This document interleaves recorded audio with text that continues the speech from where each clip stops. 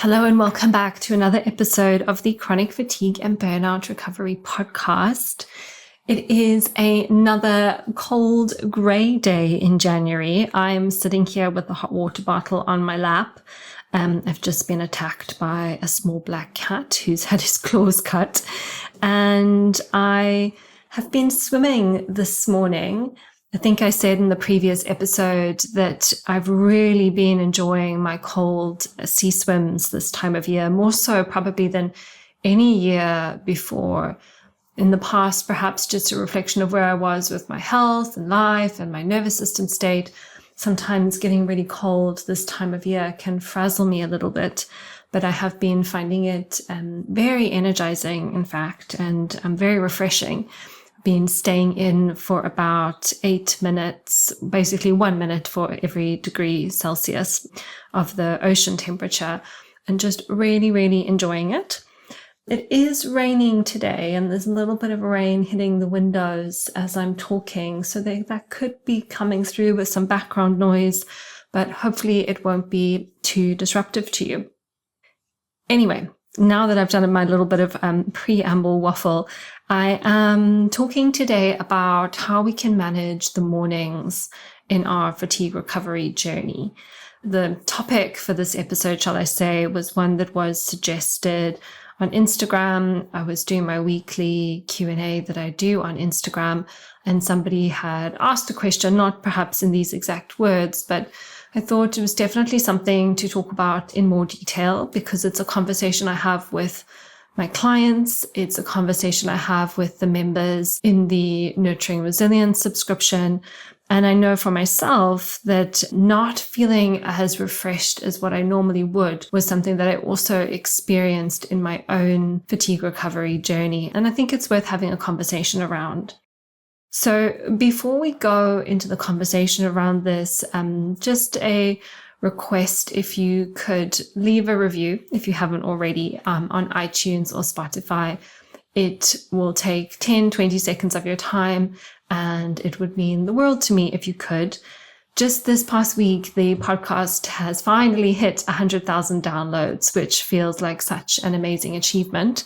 But I would love for more people to find the podcast. I would love for more people to be able to get access to the support that they need, because I'm sure anybody who listens to this podcast knows that the support is often lacking in this area. So if you could leave a review, improve the podcast rankings, help others find the help that they need, I will be very, very grateful. And of course, if you know someone specifically, or you're a member of a chronic fatigue or chronic illness community, and you'd like to share a specific episode or the podcast in general with that community or a specific person, that would be a little extra action that would also be incredibly helpful. So thank you so much for doing that in advance. And let's talk about how we can manage the mornings better. So where I'd like to start is just talking about the general challenges that people may experience in the mornings, because not everybody is the same.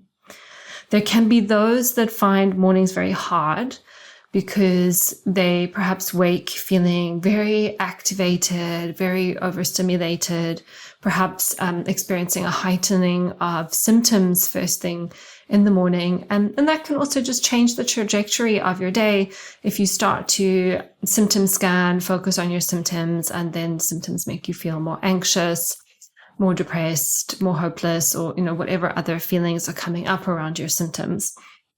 So that's the first potential challenge. The second potential challenge is those that find mornings hard because they feel just really slow, very sluggish, very flat, lethargic, shut down, maybe even numb and disconnected. And this may or may not present with more symptoms.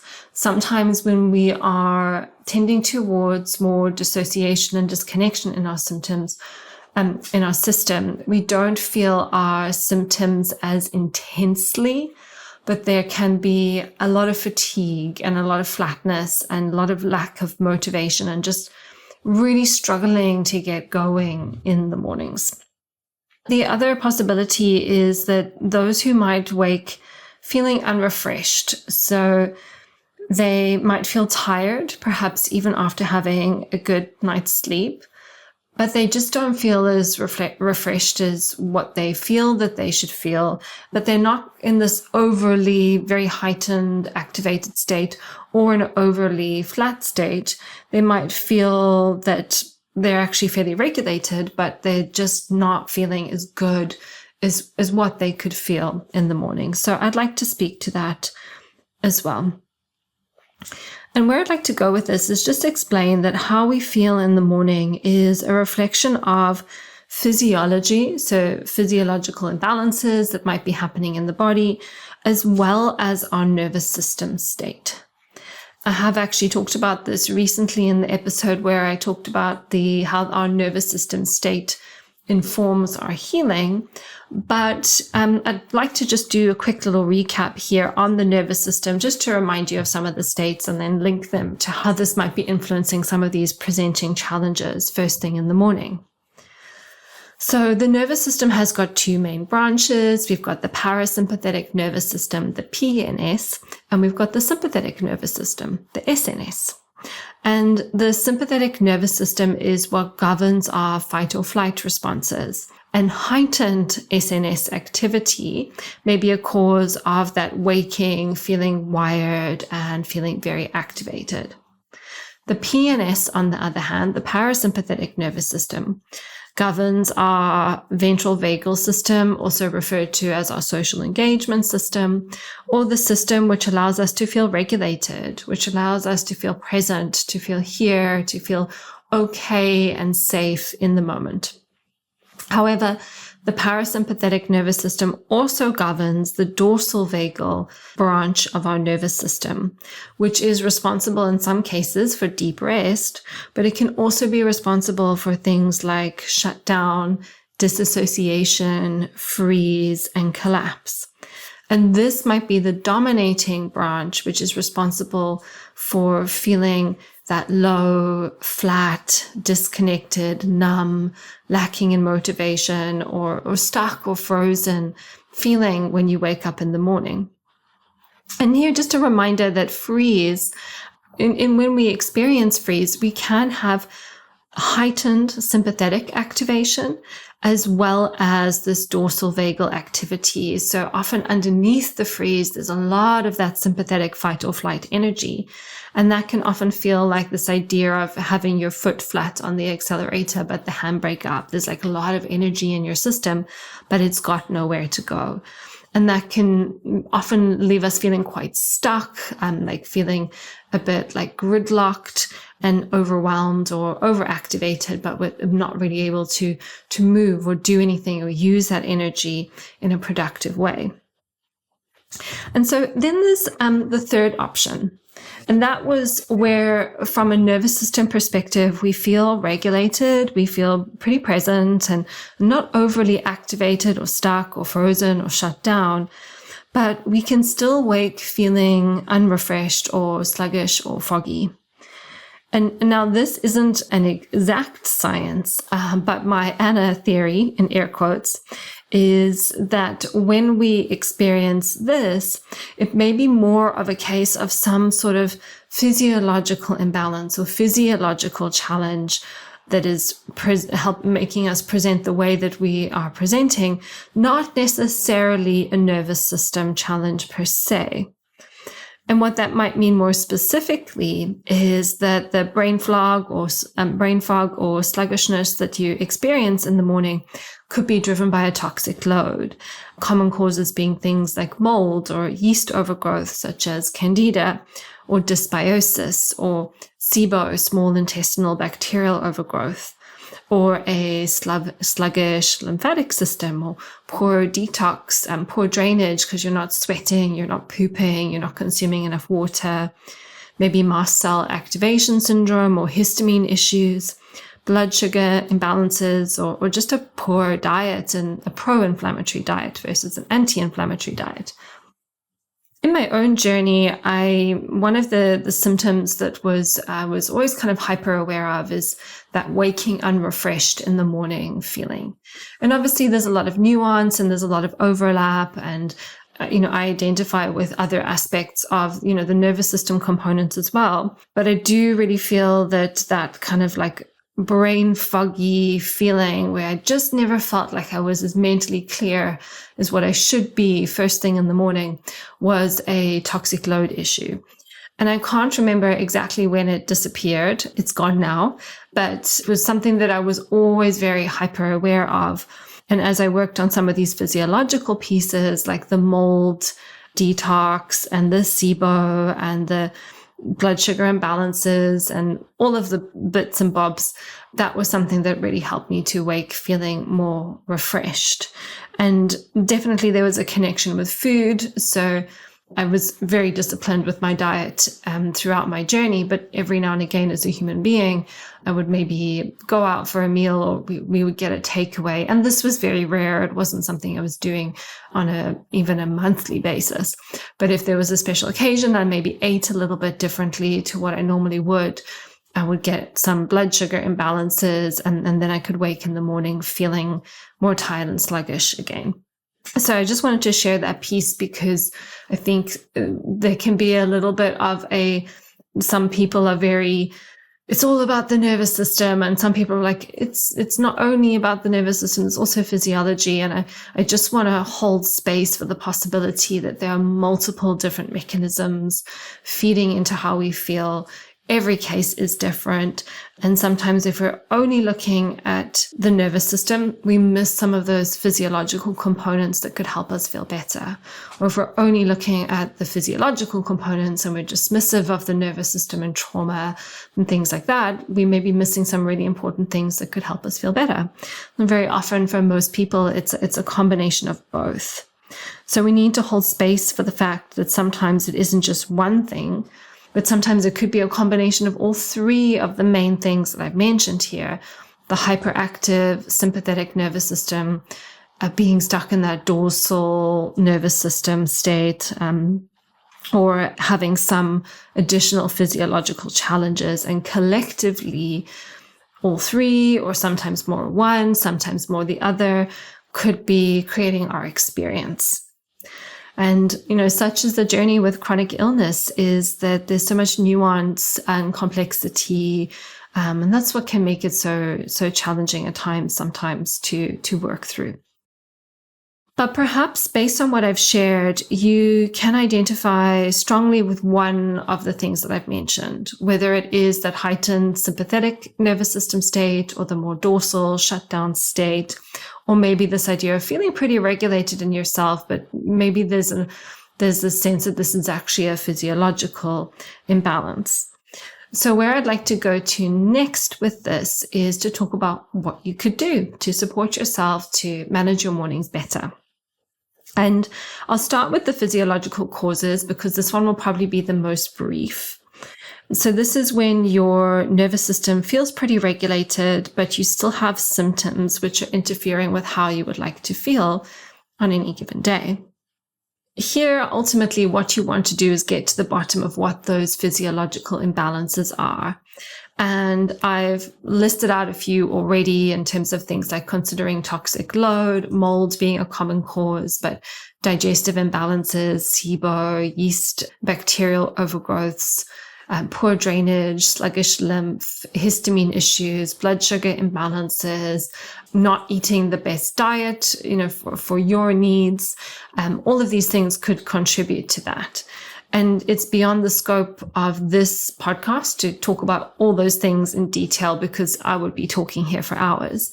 But that's what the rest of the podcast is for. So you can listen to the episodes on mold, or you can listen to the episodes on blood sugar, or you can listen to the episodes on detox and drainage, or you could, work with a practitioner or someone who could help you work through those pieces in a way that's specific and unique to your case. And as I experienced over time, start to feel more and more well and more energized in the morning, as we should do as normal human beings.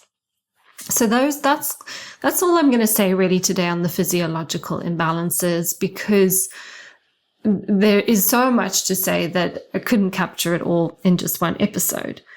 But what I wanted to focus on more so in terms of the rest of this episode is a bit more of the nervous system discussion and what we can do there to support ourselves. So the other two possibilities, just to recap, would be waking, feeling more activated, feeling more wired, and possibly more symptomatic. Think of your nervous system as like turning up the volume on your symptoms and you're experiencing them more first thing in the morning. Or you could be waking up feeling very flat, very shut down, or potentially very frozen. What do we do in these types of scenarios? So let's talk about waking up feeling more activated. And as a reminder, this is when your sympathetic nervous system is all dressed up and it's ready to go with nowhere potentially to go if you're feeling unwell. And here I like to remind people that it's normal to have an increased nervous system response in the morning. First thing within about an hour, 30 minutes to an hour of waking, as normal human beings, we should have something which is known as a cortisol awakening response. And a cortisol awakening response, which is often abbreviated as CAR, CAR, is a natural human phenomenon. And what it means is cortisol, our stress hormone, surges in the morning. And that should be your get up and go to start the day. It's a sign of a healthy circadian rhythm. And your cortisol should surge by an increase of at least 50% first thing in the morning. So we should have this surge of stress hormones within 30 minutes to 60 minutes of waking, which is our get up and go to start the day. And what can sometimes be happening for various reasons for certain individuals is there's either this surge of stress hormones is amplified. So for whatever reason, because the nervous system doesn't have good braking capacity, instead of having a surge which is normal for a regular human being, the surge is even bigger and it becomes even more overwhelming for the system. And we just don't necessarily have the capacity to contain all the energy of that surge. And that can be amplified by, the stress that's going on in your life. It can be amplified by your blood sugar. It can be amplified by, waking up and looking at your phone and seeing perhaps like some stressful emails or social media. It can also be amplified by our own thoughts. And when we wake up and we notice the symptoms and we're like, oh my gosh, it's going to be another really bad day. And then we get even more worked up and wired. So there's lots of reasons why we might experience that amplification, but often that amplification can be something which is driving this like hyperactivity, very overactivated sympathetic nervous system response first thing in the morning. The other potential possibility here is that the individual is having a normal cortisol awakening response, but the window of tolerance or the capacity within their system to hold and be with and contain the charge coming from that heightened stress response is too low. And so here, often in fatigue recovery, a lot of the messaging that people receive is that we should be calm. We mustn't be too stressed. We mustn't get too worked up. We mustn't do too much. And what often happens then, although it's important for us to be calm at times when it's appropriate to be calm, and it's also appropriate for us to rest and to be able to settle. And I'm not saying that any of those things are wrong, but sometimes we get so obsessed with this need to be calm that we become so fearful of any energy or activation in our system. But what you really want on your journey to recovery is you want energy in your system. You want aliveness, you want vitality, you want joy, you want excitement, you want your life back. And in order for you to experience that, there has to be the ability to hold a certain amount of charge in your system. So sometimes when we've been so focused on like making life small and not overdoing it and pacing and being calm, then we can get the surge of adrenaline in our system, which is normal and healthy first thing in the morning, but it can feel like too much. in which case part of the journey, and this isn't something that happens overnight, is rebuilding our capacity to hold more charge. And as we can hold more charge in our system, we can hold more life. And that is part of the journey of recovery. And if this all seems a little bit abstract and confusing, these are the skills that I teach in the Nurturing Resilience subscription. It's really hard to break down what this actually means in a single podcast episode. So I just try and give the bigger picture or the framework. But in Nurturing Resilience, we take 12 weeks or more, depending on how you want to pace the modules, to really learn what this means in an embodied way and how to work with some of the material that I'm talking about here. And you can join that subscription for just £39 a month plus VAT, cancel at any time. So if you're feeling called to understand and work with your nervous system a little bit more, it could be a low risk and affordable option for you. But I digress. So what we really are wanting to do in the case of this heightened sympathetic activation in the morning is if there's an amplification, if we're experiencing too much charge, we might want to do some calming practices. And in that case, it could be doing a meditation, or it could be, I used to do some yin yoga personally, which I found was very beneficial for me. It could be doing some breathing exercises, which calm or slow the system down. If it's within capacity, it might be just a really gentle walk in nature where you're looking around and you're smelling the air and you're looking at the birds and you're hearing their song and just really connecting with things that feel supportive to your system. Or even just something like a very gentle qigong, very slow, very mindful, very slow yoga practice, obviously always within capacity.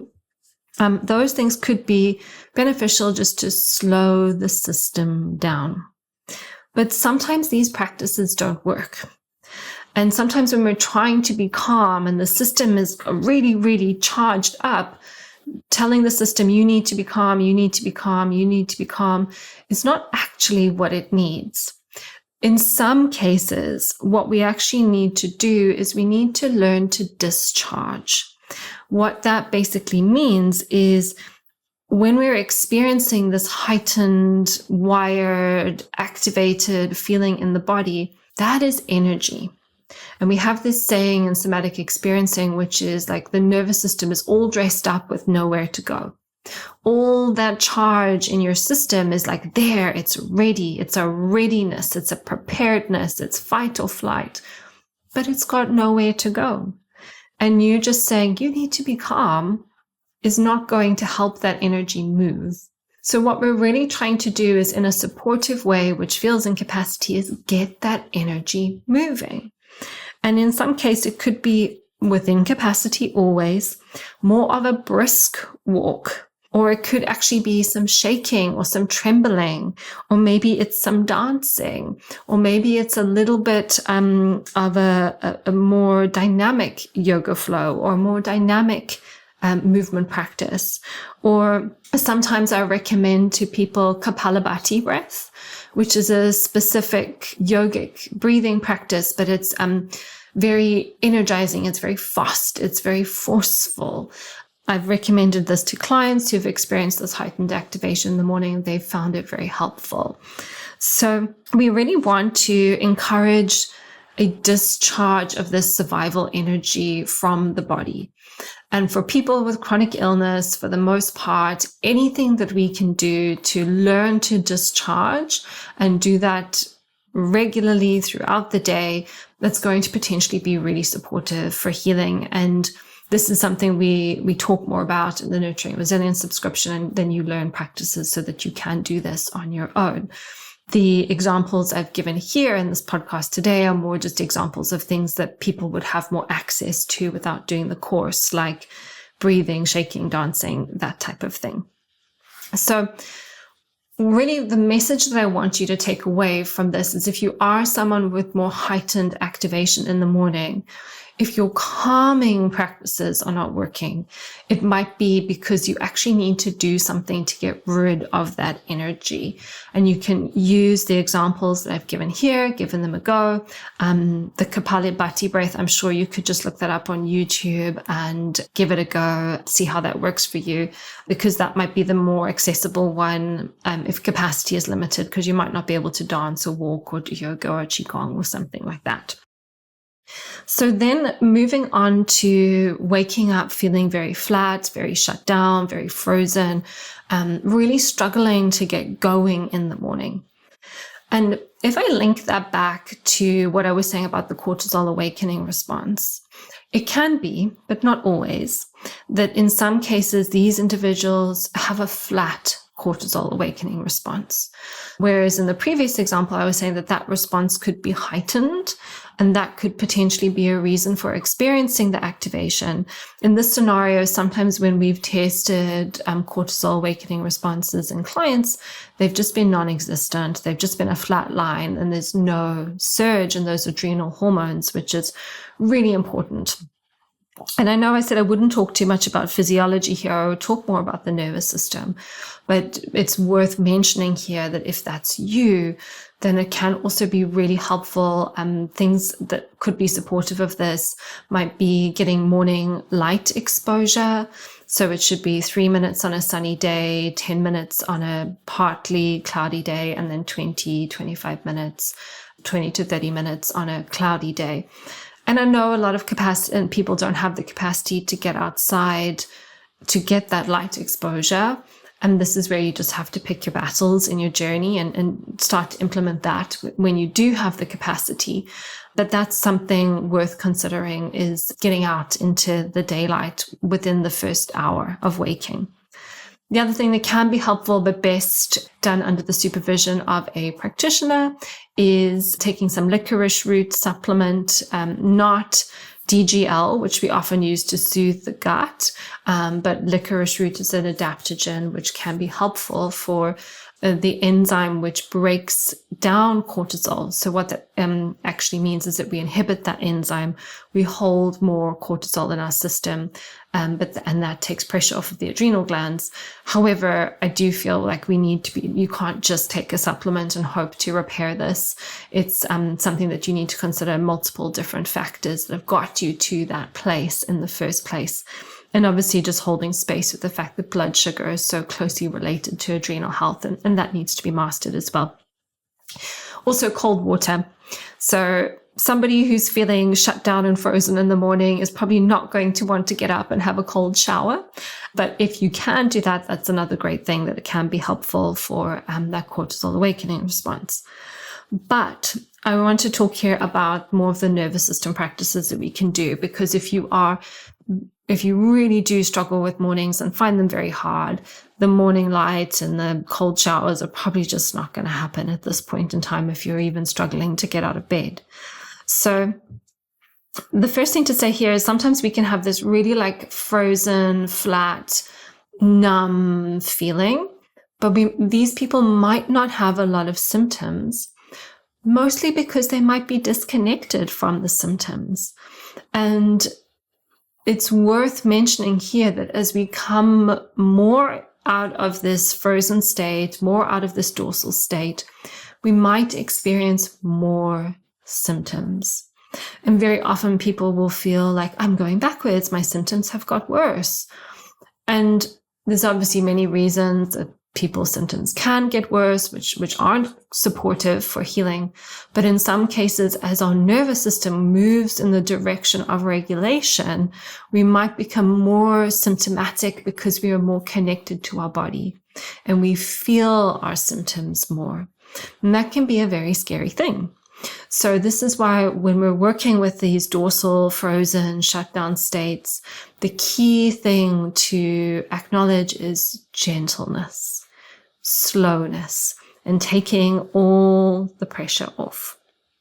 So if you're waking in the morning and you're feeling very flat, very shut down, very frozen, one of the things you can do is you can find very gentle ways to connect with your body. And if you haven't watched my free workshop on getting to know your nervous system, we actually go through a lot of these practical exercises in the workshop. You can go to my website, which is just annamarsh.co.uk/workshop. Sign up there, and then you'll get immediate access to the workshop. But one of the things we can do is find something in the body that feels neutral or okay. One of the reasons why we might be flat and very disconnected is because the body is not a safe space for us to be. So we want to start to learn that our body can be safe. And that might just be finding the thing that feels relatively okay. It might just be watching your breath moving up and down in your chest. It might just be feeling like I've got some clients I work with, and the pet is on the bed, and then they can feel the warmth of the dog or the cat like sitting on their feet, and just orient to that. Or it could just be, my face feels soft and relaxed, or my earlobes. So just find, if you can, somewhere in your body that feels okay, or even possibly even better than okay. And just like hold it in your awareness and just notice it. And sometimes coming into the body can be too much, in which case we can do some external orienting, might be you orient to things outside of yourself. So this is what we would call external resourcing. Might be you just spend some time gazing out the window at the beautiful trees. Or it might be that you've got a pet and you can spend a little bit of time co-regulating with that pet. Noticing, like, have a cuddle with your pet, feel its warmth, feel the softness of its fur. So we're starting to connect with things that help us just feel a little bit more soothed, a little bit more comfortable, a little bit more safe. And if we are able to bring a little bit of movement in here in a very gentle way, that could potentially be supportive. And it really has to be something that feels manageable. Maybe a little bit, like it takes a little bit of effort, but not too much. So it might just be that you like point and flex your feet. You roll your wrists. Or maybe you just take some stretches like over your head, or do some arm circles.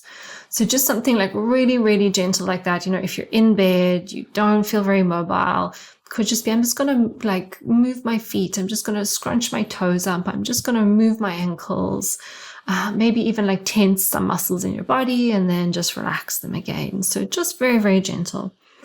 And then if you do feel like you've got out of bed now, you're ready for a little bit more, maybe even like a hot shower or a hot bath. Even though I said the cold was good for the cortisol awakening response, we do want something that's going to bring in the sense of soothing. So it might be a case of just like really feeling the warmth of the water on your body. If you could sit in a hot bath or in a shower. If you've got one of those detachable shower heads, just actually taking the shower head and like put warmth on the back of your neck, or put warmth on a shoulder, or just somewhere in your body, even just a warm face cloth. You could do a warm face cloth in bed even, where you can just be like, yeah, that feels really nice. You could even put some essential oils on that warm face cloth and just touch it to parts of your body and just really bring in that like awakening of the senses. Music. I used to do this a lot because I used to teach yin yoga. I had some beautiful like yin yoga playlists. And sometimes I would just like put on one of the beautiful playlists and I would just listen and I'd connect with the music.